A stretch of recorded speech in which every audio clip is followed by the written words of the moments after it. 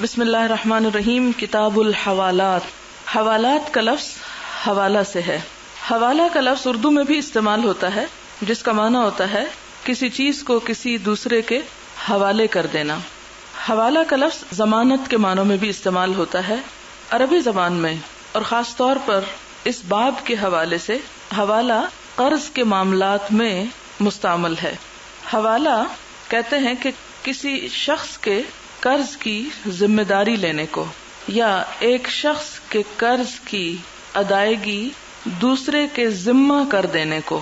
اس میں 3 اہم لفظ استعمال ہوتے ہیں: محیل، محتال لہو اور محتال علیہ. ان تینوں الفاظ کو اگر آپ سمجھ جائیں گے تو بات آسانی سے سمجھ میں آ جائے گی. محیل کا معنی ہوتا ہے احالہ کرنے والا، حوالے کرنے والا، مراد ہے اس سے قرضدار. محتال لہو جس کی خاطر حوالہ کیا جائے، جس کے لیے کیا جائے، مراد ہے قرض خواہ. اور تیسرا ہے محتال علیہ جس کے ذمہ قرض کیا جائے، یعنی جو قرض چکانے کا ذمہ لے لے. مثلا ایک شخص اپنا قرض ادا نہیں کر سکتا تو دوسرا اس کا قرض ادا کرنے کی ذمہ داری اگر لے لے، اس کی گارنٹی دے دے، اس کی ضمانت دے دے، تو اس طرح کیا جا سکتا ہے. اب مقروض جو ہے وہ بری ذمہ قرار پائے گا اور قرض خواہ پہلے شخص سے مطالبہ نہ کر سکے گا. اب اس میں آپ دیکھیں مثال کے طور پر اے کوئی بھی فرضی نام ہے. اے نے بی سے کچھ قرض لیا، ٹھیک ہے. اب مقروض کون ہو گیا؟ اے. اور بی کون ہو گیا؟ قرض خواہ. اب اے جو ہے اس کی اتنی سخت نہیں کہ وہ اپنا قرضہ واپس کر سکے، لہذا کوئی تیسرا شخص جیسے سی جسے ہم کہہ سکتے ہیں، وہ یہ کہتا ہے کہ میں اس کا قرض دے دیتا ہوں، اس کے ذمے جو کچھ ہے وہ میں ادا کر دیتا ہوں، تو اس صورت میں وہ جائز ہوگا. اسی طرح بعض اوقات یہ ہوتا ہے کہ جو مقروض ہے اسے پھر آگے کسی سے قرض لینا ہے، یعنی ایک شخص نے خود بھی قرض لیا اور کسی اور کو دے بھی رکھا ہے، ٹھیک ہے نا. اب جس کو اس نے دے رکھا ہے اسے یہ کہے کہ تم جس کو مجھے دینا ہے اسی کو دے دو. اگر وہ اس کو قبول کر لے تو یہ بات درست ہوگی. اب یہ جو بیچ کا شخص ہے جو مقروض ہے دوسرے شخص کا، تو وہ ان دو کو باہم ملا دے تو اس کی بھی اجازت ہے. اب باقی احادیث ساتھ ساتھ آئیں گی تو بات مزید واضح ہو جائے گی. سمپلی معنی حوالہ کا یہ ہے کہ کسی کے قرض دینے کی گارنٹی دے دینا، ضمانت دے دینا، اور ایک کا قرض دوسرے کو ادا کرنے کی ذمہ داری دے دینا. اور اس کے اسباب کچھ بھی ہو سکتے ہیں. باب الحوالتی وہل یرجع فی الحوالتی، کیا لوٹا سکتے ہیں حوالہ میں، یعنی کیا دوسرے کے اوپر قرض کی ذمہ داری ڈال سکتے ہیں. وقال الحسن وقتادۃ، حسن اور قتادہ کہتے ہیں اذا کان یوم احال علیہ ملیا جاز، کہ اذا کان جب یہ کام اس دن ہو، یوم جس دن احال علیہ اس پر ذمہ داری ڈالی گئی ہے، ملین مالدار، جازا تو جائز ہوگا. مثلا اگر قرض ادا کرنے کی ذمہ داری ایک فقیر کے اوپر ڈالی جا رہی جس کے بارے میں یہ پتا ہو کہ یہ ادا کر ہی نہیں سکتا، تو ایسے شخص کے اوپر ذمہ داری نہیں ڈالی جا سکتی یا اس کی طرف احالہ نہیں کیا جا سکتا، اس کی گارنٹی ناقابل ضمانت ہوگی. لیکن اگر وہ شخص مالدار ہے، دوسرے کا قرض واپس کرنے کی اہلیت رکھتا ہے، تو ایسی صورت میں درست ہے. ورنہ کیا ہوگا کہ ایک نااہل شخص کو اگر وہ ذمہ داری سونپی گئی تو نتیجہ کیا ہوگا، نقصان کیا ہوگا کہ جو قرض لینے والا ہے یعنی جس کا مال ہے وہ ضائع ہو جائے گا، اس لیے کہ جو مقروض ہے وہ بھی بری ذمہ ہو گیا اور اس کو کسی اور کے پلے ڈال دیا گیا جو کہ دینے کی صلاحیت ہی نہیں رکھتا، تو اس کا نقصان کیا ہوگا، وہ دے ہی نہیں سکے گا. وقال ابن عباس، اور ابن عباس کہتے ہیں یتخارج الشریکان، نکل جائیں گے دونوں شریک، و اہل المیراث، اور اہل میراث یعنی وراثت والے، فیأخذ ھذا عینا وھذا دینا، تو لے لے گا ایک نقد اور دوسرا ادھار. فإن طوی لأحدہما، پھر اگر ہلاکت ہو گئی، بربادی ہو گئی ان دونوں میں سے کسی ایک کی چیز کی، لم یرجع علی صاحبہ، تو اس کی ذمہ داری اس کے ساتھی پر نہیں ہوگی. اس بات کو آپ اس طرح سمجھ سکتے ہیں کہ مثلا ایک مکان وراثت میں 2 بھائیوں کو ملا. ایک بھائی دوسرے سے یہ کہتا ہے کہ تم مجھ سے اس کے پیسے لے لو اور سارا مکان میرے نام کر دو. دوسرا بھائی اس پہ راضی ہو جاتا ہے. مثلا مکان کی قیمت جو تھی وہ 20 لاکھ طے پائی، اب 10-10 لاکھ کا حصہ دونوں کا ہے. ایک بھائی 10 لاکھ لے کر مکان دوسرے بھائی کے نام کر دیتا ہے. اب جس نے 10 لاکھ لیے، اتفاق سے وہ لے کے گھر جا رہا تھا کہ راستے میں 10 لاکھ کی جیب کٹ گئی، چوری ہو گئے. اب کیا وہ شخص اپنا سودا لوٹا سکتا ہے؟ نہیں لوٹا سکتا، اس لیے کہ دینے والے نے تو دے دیا، اب اس کا کوئی قصور نہیں. اسی طرح دوسری شکل یہ ہو سکتی ہے کہ جس نے مکان لیا، اس کا مکان لینے کے بعد گر گیا. اب نقصان کس کا ہے؟ صرف اسی کا کہ جس نے مکان لے لیا تھا. اسی لیے یہاں پر کہا گیا فَإِن تَوِيَ لِأَحَدِهِمَا، یعنی یہ پیچھے کہا گیا نا کہ جہاں 2 شریک ہوں یا وراثت والے اکٹھے ہوں تو پھر کیا ہو سکتا ہے؟ ایک اصل چیز لے سکتا ہے، یعنی جو مکان ہے مثال کے طور پر، اور دوسرا قیمت لے سکتا ہے، اس میں حرج نہیں ہے. لیکن اگر کسی ایک کا بھی نقصان ہو گیا فَإِن تَوِيَ لِأَحَدِهِمَا لَمْ يَرْجِعْ عَلَى صَاحِبِهِ، تو اس کی ذمہ داری اس کے دوسرے شریک کے اوپر نہیں ہوگی. ذمہ دار نقصان کا وہی ہوگا جس نے. بعض اوقات آپ دیکھیں کہ کیا ہوتا ہے، جو وراثت تقسیم ہوتی ہے، ایک شخص مثلاً سب بہن بھائیوں کو پیسے دے کے مکان اپنے نام کر لیتا ہے. جو پیسہ لینے والے ہوتے ہیں بعض اوقات وہ کیا کرتے ہیں، پیسے کو ادھر ادھر اڑا دیتے ہیں، پیسہ ختم ہو جاتا ہے. پھر وہ آ جاتے ہیں مکان والے کے پاس، وہ کہتے ہیں نہیں جی ہم سے بڑی زیادتی ہوئی، تم تو مکان کے مالک بن گئے اور ہمیں جو پیسہ ملا تھا وہ ڈیویلیویٹ ہو گیا یا ہم سے کھو گیا، اس لیے ہم اس سودے کو منظور نہیں کرتے. تو نہیں، جب ایک دفعہ بات طے ہو گئی تو ہو گئی، اب اس کے بعد اس کو واپس نہیں کیا جائے گا. حدیث ہے حدثنا عبداللہ بن یوسف اخبرنا مالک عن ابی الزناد عن الاعرج عن ابی ہریرہ رضی اللہ عنہ ان رسول اللہ صلی اللہ علیہ وسلم قال، نبی صلی اللہ علیہ وسلم نے فرمایا مطل الغنی ظلم. مطل ہوتا ہے ٹال مٹول کرنا، طول سے ہے، طول کہتے ہیں نا طول دینا، لمبا کرنا. تو ٹال مٹول کرنا الغنی، یہ غنی کے ساتھ یعنی مالدار کو قرضہ واپس کرنے میں ٹال مٹول کرنا کیا ہے؟ ظلم ہے. آپ دیکھیں کہ ہمارے ہاں بھی عموماً یہ ہوتا ہے کہ بعض لوگ قرض لیتے رہتے ہیں، پھر واپس اس لیے نہیں کرتے کہ لو اس کو کون سی ابھی ضرورت ہے، وہ تو پہلے ہی مالدار ہے، ہم تو ضرورت مند ہے. تو یہ بہانہ کر کے کہ ہم ضرورت مند زیادہ ہیں اور اس کو اتنی ضرورت نہیں، اس کا حق اس کو لوٹایا نہیں جاتا. فرمایا ایسا کرنا کیا ہے؟ ظلم ہے. فَإِذَا أُتْبِعَ أَحَدُكُمْ عَلَى مَلِيءٍ فَلْيَتَّبِعْ. اور یہ دوسری بات ہے، یعنی یہ حدیث کا ایک حصہ ہے جس کا اس باب سے تعلق نہیں، یہ دوسرا حصہ اس باب سے متعلق ہے جس کا معنی یہ ہے کہ فَإِذَا أُتْبِعَ أَحَدُكُمْ، جب پیچھے لگایا جائے تم میں سے کوئی ایک عَلَى مَلِيءٍ مالدار کے، فَلْيَتَّبِعْ تو چاہیے کہ اسے قبول کر لے. یعنی اگر کسی کا قرض، یہ اب اس باب سے متعلق ہے، یعنی اگر کسی کا قرض چکانے کے لیے کسی مالدار کی ذمہ داری ڈال دی جائے تو اسے چاہیے کہ وہ ذمہ داری پھر قبول کرے اور اس ذمہ داری کو ادا کرے.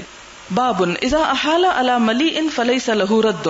اذا جب احالہ حوالے کیا جائے علی ملیء کسی مالدار کے، فلیس لہ رد تو اس کو رد کرنا جائز نہیں. یعنی اگر کسی مالدار پر حوالہ دیا جائے کہ وہ ادا کرے گا تو پھر اسے چاہیے کہ وہ اس کو قبول کر لے اور اسے ریجیکٹ نہ کرے، یعنی دوسرے کی مدد کرے.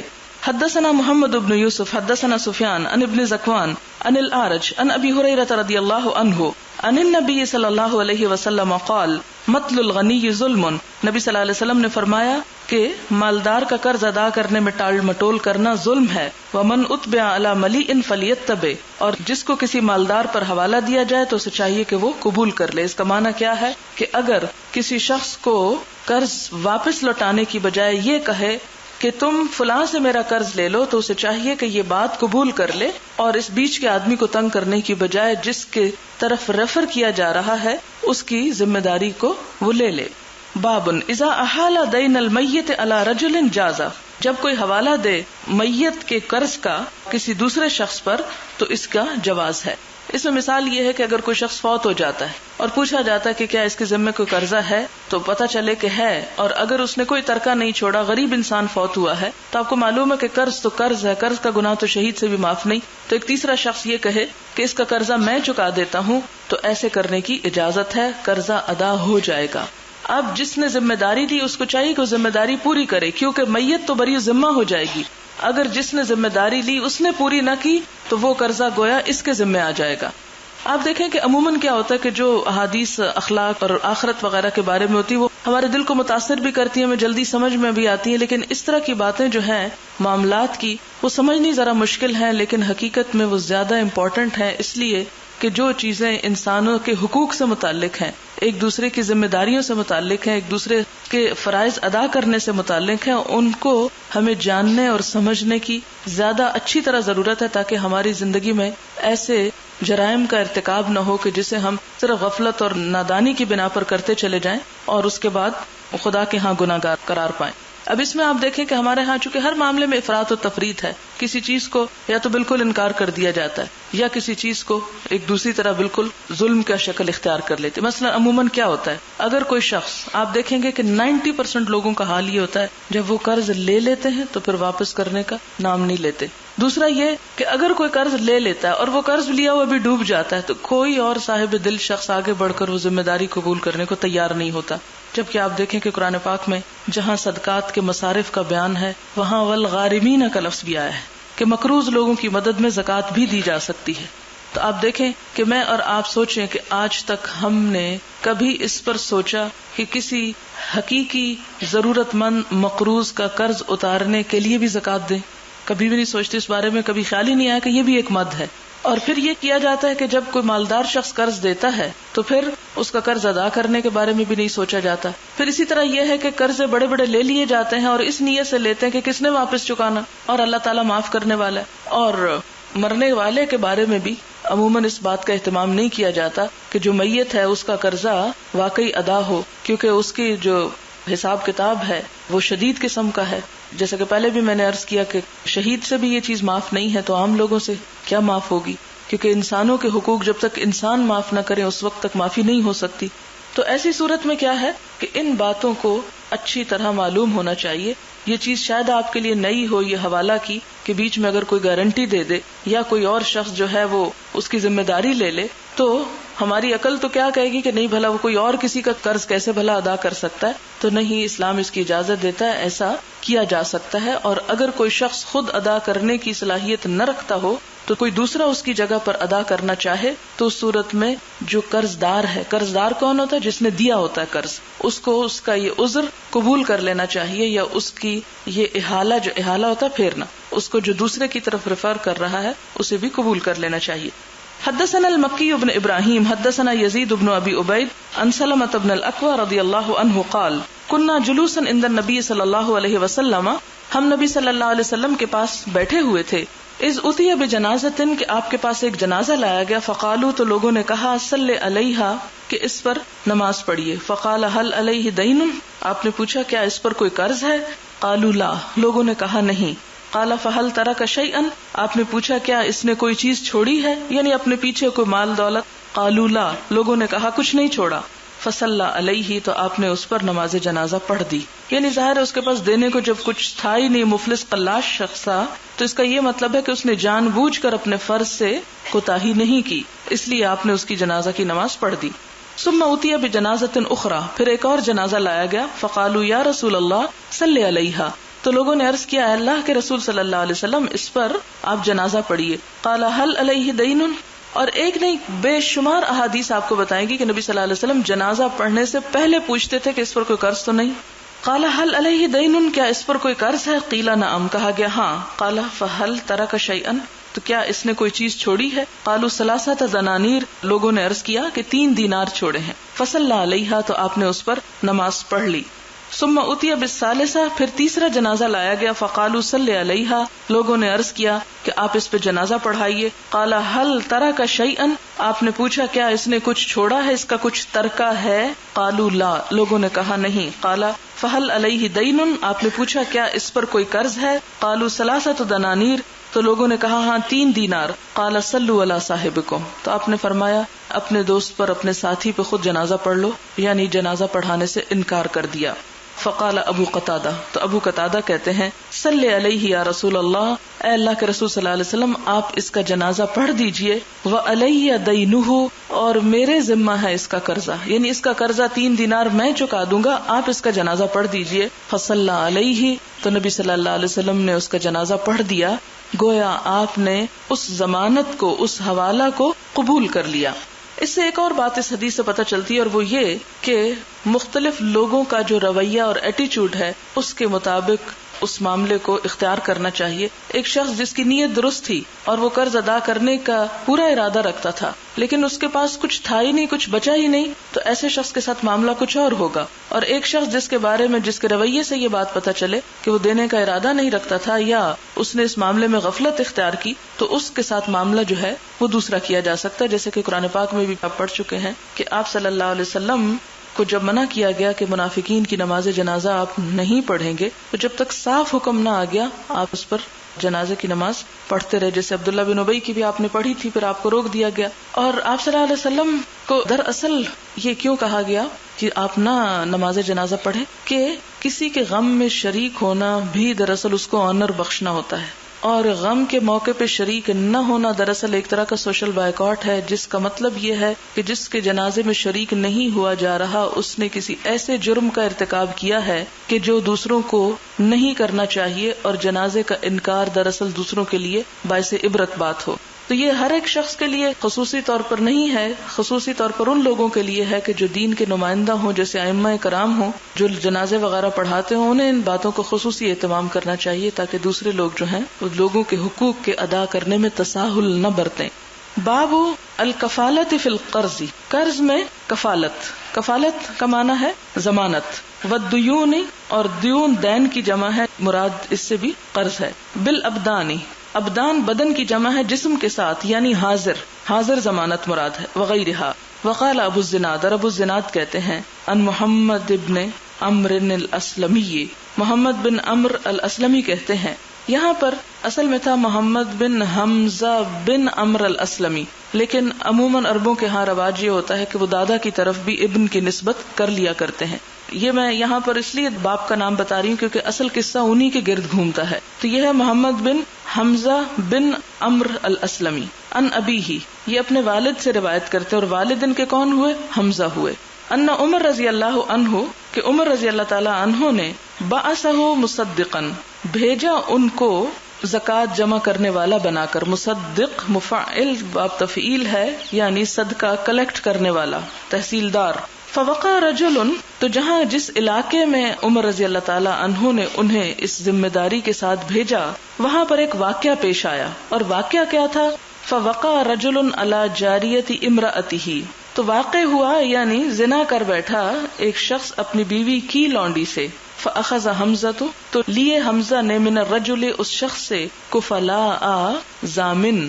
یہ ضامن کیوں لیے؟ کیونکہ اب اس پہ حد جاری ہونا تھی. اب یہ کہ اگر وہ اس کو چھوڑ کر واپس آتے تو ہو سکتا ہے وہ شخص فرار ہو جاتا یا کچھ, تو انہوں نے اس کو پکڑا اور پکڑ کر اسے چھوڑا. کس پر؟ ضمانت پر, جسے کہتے ہیں نا بیل ہو جانا. جیسے اب ہمارے ہاں بھی ہوتا ہے کہ اگر کوئی شخص کسی چیز میں اریسٹ ہو جائے تو کچھ جرائم ایسے ہوتے ہیں جو قابل ضمانت ہوتے ہیں, کچھ ایسے ہوتے ہیں ضابطۂ فوجداری میں کہ جو قابل ضمانت نہیں ہوتے. تو یہاں اس سے کیا پتہ چلتا ہے کہ انہوں نے اس کے ضامن لے لیے. مراد یہ کہ اگرچہ یہ ایسا جرم تھا لیکن اس پر بھی ضمانت لے کر وقتی طور پر اس کو رہا کر دیا گیا. پھر کیا ہوتا ہے؟ حتی قدم علی عمر, پھر یہ حضرت عمر کے پاس خود آتے ہیں. کون آتے ہیں؟ حمزہ. کس لیے آتے ہیں؟ کہ پوچھیں کہ اس مسئلے کا اب حل کیا ہے. وکان عمر قد جلدہ 100 جلدۃ, اور عمر رضی اللہ تعالی عنہ نے اس کے بارے میں 100 کوڑوں کا فیصلہ کیا. اب چونکہ اس کی سزا تو رجم بنتی تھی کہ شادی شدہ تھا نا, اپنی بیوی کی لونڈی سے اس نے زنا کیا تھا, تو اس کی سزا کیا بنتی تھی؟ رجم بنتی تھی. لیکن حضرت عمر نے کوڑوں کا فیصلہ سنا دیا. فصدقہم, اور ان کی تصدیق کی. وعذرہم بالجہالہ, اور جہالت کی وجہ سے ان کو معذور سمجھا. جہالت کس بات کی؟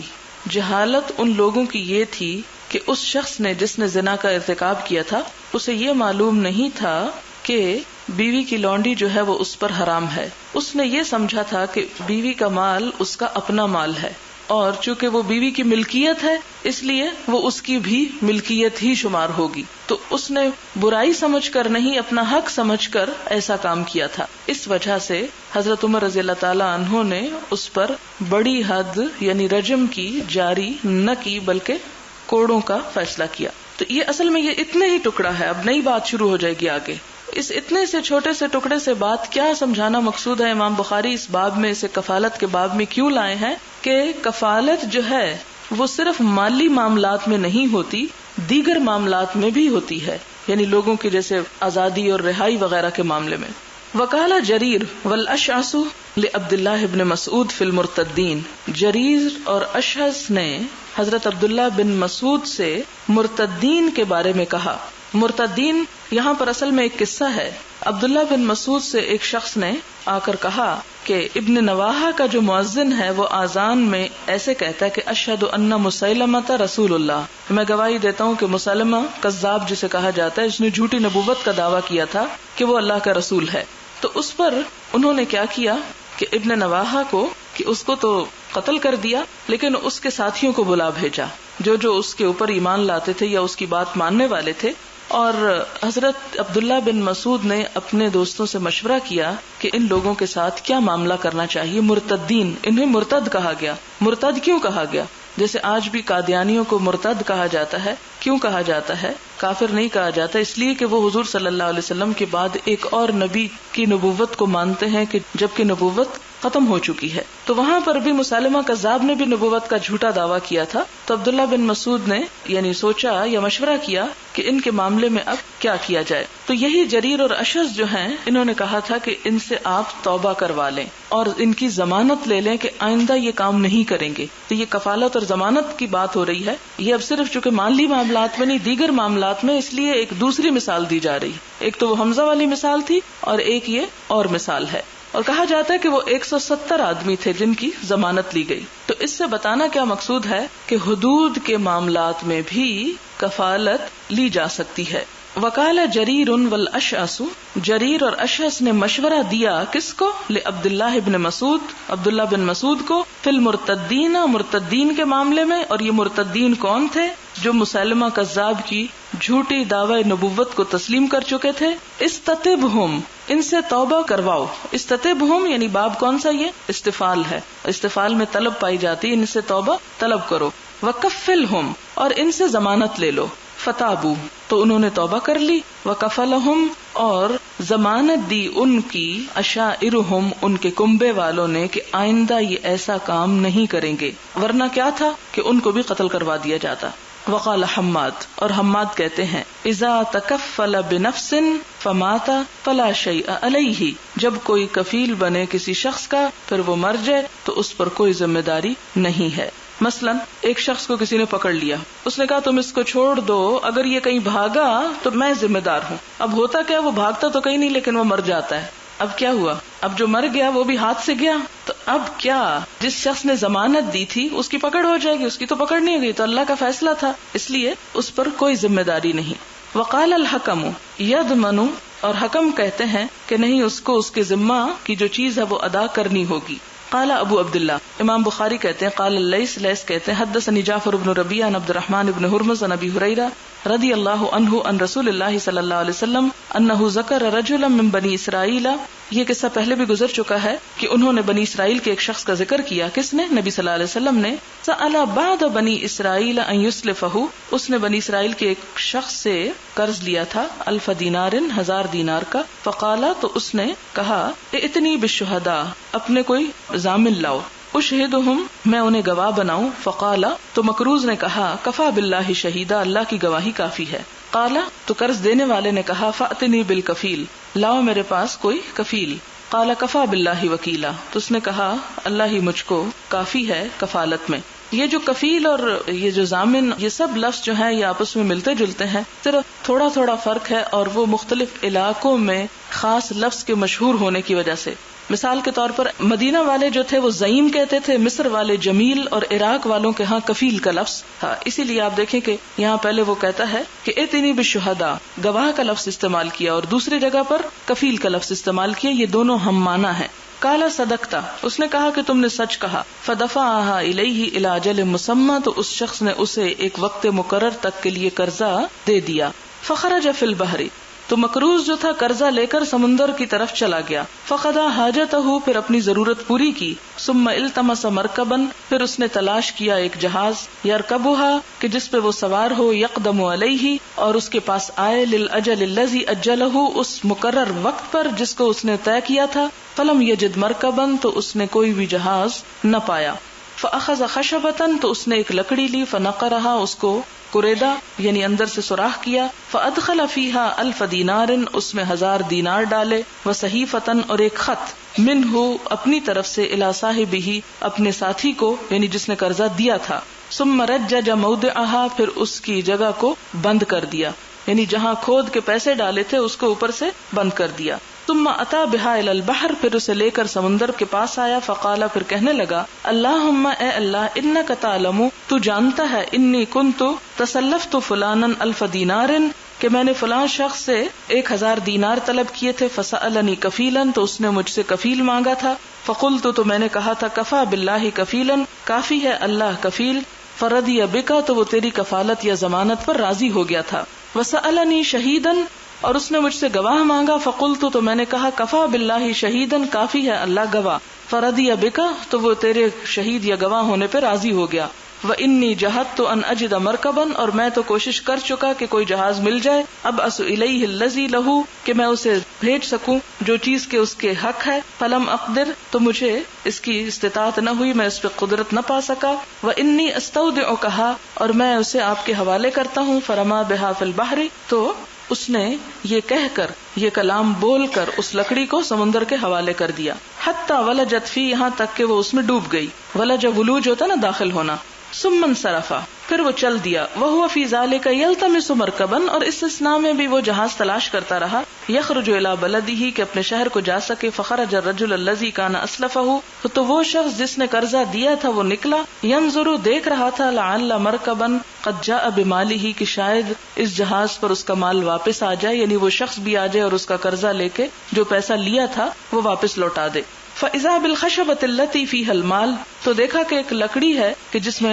پیسے ہیں، فَأَخَذَهَا لِأَهْلِهِ حَطَبًا تو اس نے وہ لکڑی اپنے گھر والوں کے لیے لے گیا تاکہ اس سے ایندھن کا کام لے، فَلَمَّا نَشَرَهَا پھر جب اس کو چیرا، وَجَدَ الْمَالَ وَالصَّحِيفَةَ تو اس کے اندر مال اور ایک خط پایا، ثُمَّ قَدِمَ الَّذِي كَانَ أَسْلَفَهُ پھر وہ شخص بھی آ گیا کہ جس نے اس سے قرضہ لیا تھا، فَأَتَى بِأَلْفِ دینار 1000 دینار مزید لے کر آ گیا، فقالا کہنے لگا واللہ ما زلت جاہدا فی طلب مرکب کہ اللہ کی قسم میں اس اسنا میں جہاز کے حاصل کرنے کی کوششوں میں لگا رہا، لآتی کا بمالک کہ تجھ کو تیرا مال دے سکوں، فما وجدت مرکبا تو مجھے کوئی جہاز نہ ملا، قبل الذی اتیت فیہ اس سے پہلے کہ جس پر میں آیا ہوں، قال هل كنت بعثت الی بشیء تو اس نے پوچھا کہ کیا تم نے میری طرف کوئی چیز روانہ کی تھی، قالا کہا اخبرک میں تم کو بتاتا ہوں، انی لم اجد مرکبا کہ مجھے جہاز نہ ملا، قبل الذی جئت فی اس سے پہلے کہ جس پر میں آیا ہوں، قال فان اللہ قد ادى عنک تو اس نے کہا کہ اللہ تعالیٰ نے ادا کر دیا تیری طرف سے، الذی بعثت فی الخشبۃ جو تو نے لکڑی کے اندر ڈال کے بھیجا تھا، فانصرف بالالف دینار راشدن تو اپنا دوسرا جو 1000 دینار لے کر آئے اسے لے کے تم اپنا راہ لو، اپنا کام کرو، یعنی جا سکتے ہو، مجھے تمہارا بھیجا ہوا قرضہ جو ہے واپس لوٹایا ہوا وہ مل چکا ہے۔ تو اس سے بھی کیا پتہ چلتا ہے کہ جب کوئی بھی گواہ نہ ملے تو پھر اللہ کی گواہی اور اللہ کی ضمانت جو ہے وہ بھی قبول کر لینی چاہیے، یعنی ایک شخص ایسا ہے کہ مسافر ہے، اجنبی ہے، جسے کوئی نہیں جانتا، جس کا کوئی مددگار نہیں، لیکن وہ انتہائی ضرورت مند ہے، حاجت مند ہے، تو ایسی صورت میں کیا گواہوں کی شرط ضروری ہے؟ آپ دیکھیں کہ قرآن پاک کی وہ آیت جس میں گواہی کی بات آتی ہے اور خصوصاً خواتین اس پر بہت ہی نالاں ہوتی ہیں کہ 2 عورتوں کی گواہی ایک مرد کے برابر ہے، امام ابن تیمیہ کی رائے میں یہ گواہوں کی شرط جو ہے یہ کوئی مینڈیٹری قانون نہیں ہے، بلکہ ایک سجیشن ہے کہ ایسا کر لیا جائے تو اس سے معاملات جو ہیں وہ درست رہیں گے۔ بہرحال یہ ایک رائے پائی جاتی ہے اور شاید اس رائے کی بنیاد بھی اسی قسم کی روایات ہوں کہ جس میں اگر کوئی گواہ ملا ہی نہیں، یعنی بعض معاملات یا بعض اوقات یا بعض جگہیں ایسی بھی ہو سکتی، بعض حالات ایسے بھی ہو سکتے ہیں کہ جہاں کسی ضامن یا کفیل کی موجودگی کا امکان نہیں ہو سکتا، تو اس صورت میں پھر کیا کیا جا سکتا ہے کہ صرف اللہ ہی کی گواہی کافی ہو سکتی ہے۔